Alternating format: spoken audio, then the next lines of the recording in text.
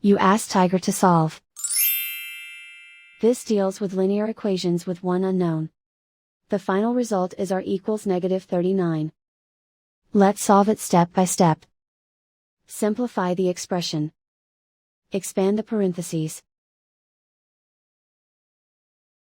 Multiply the coefficients. Simplify the arithmetic. Expand the parentheses. Simplify the arithmetic. Group all r terms on the left side of the equation. Add 10r to both sides. Group like terms. Simplify the arithmetic. Group like terms. Simplify the arithmetic.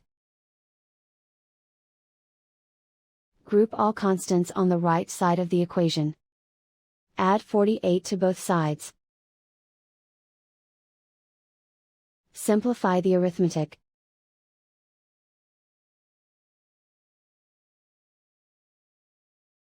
Isolate the r. Divide both sides by -2. Cancel out the negatives. Simplify the fraction. Move the negative sign from the denominator to the numerator.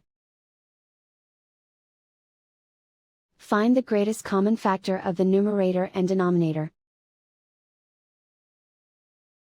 Factor out and cancel the greatest common factor. And so the final result is r equals -39.